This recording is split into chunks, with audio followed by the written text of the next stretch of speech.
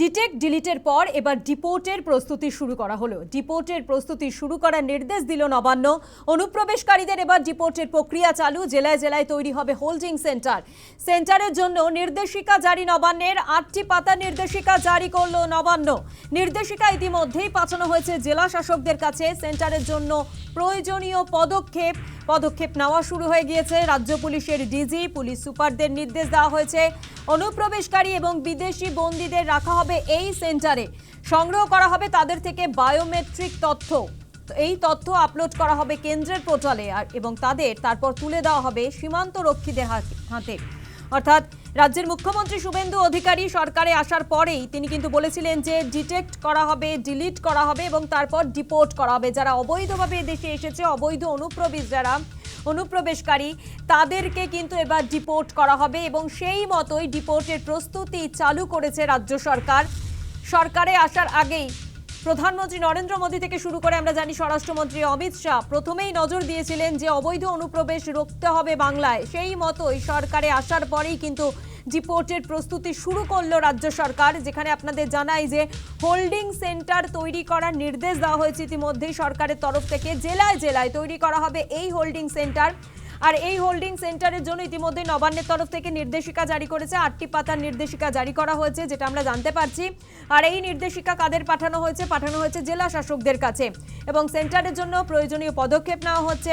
সেন্টারের জন্য প্রয়োজনীয় পদক্ষেপে রাজ্য পুলিশের ডিজি থাকছেন, পুলিশ সুপারদের নির্দেশ দেওয়া হয়েছে। আপনাদের শোনাবো তার আগে নবান্ন থেকে গত 20 তারিখ সাংবাদিক বৈঠক করে রাজ্যের মুখ্যমন্ত্রী শুভেন্দু অধিকারী এই প্রসঙ্গে ঠিক কি বলেছিলেন। যারা অবৈধ বাংলাদেশি অনুপ্রবেশকারী তাদেরকে সরাসরি বিএসএফ এর হাতে হ্যান্ডওভার করার জন্য একটি নির্দেশিকা এবং তার সঙ্গে একটি আপনার অবৈধ অনুপ্রবেশকারীদেরকে হ্যান্ডওভারের আইন ভারত সরকারের পক্ষে under secretary government of India Pratap Singh Rawat পাঠিয়েছিলেন। আজ থেকে আমরা এই আইন কার্যকর করলাম। এর ফলে সিএ এর অন্তর্ভুক্ত যারা, অর্থাৎ সিএতে বলা আছে 7টা কমিউনিটি বা ধর্ম পালন করা লোকেরা, তারা সিটিজেনশিপ অ্যামেন্ডমেন্ট অ্যাক্টের আওতায় আসবেন এবং তাদেরকে যারা 31/12/2024 পর্যন্ত এসেছেন তাদেরকে কোনো পুলিশ কোথাও হ্যারাসমেন্ট ডিটেন্ট করতে পারবে না। সিএ এর আওতায় যারা নেই তারা হলেন কমপ্লিটলি অবৈধ অনুপ্রবেশকারী ইনফিল্ট্রেটার্স। তাদেরকে সরাসরি রাজ্য পুলিশ গ্রেপ্তার করবে এবং ডিটেন করবে এবং হ্যান্ডওভার করবে বিএসএফ এর হাতে।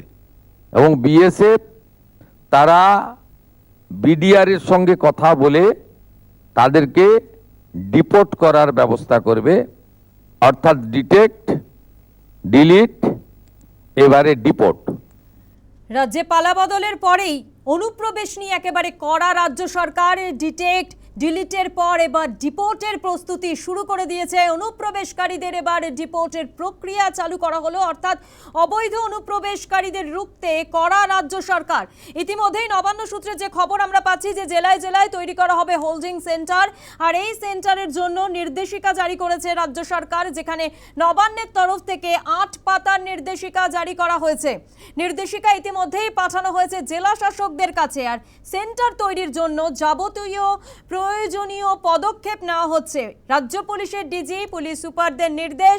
অনুপ্রবেশকারী বিদেশি বন্দীদের ইতিমধ্যেই যেটা জানা যাচ্ছে এই সেন্টারেই কিন্তু রাখা হবে।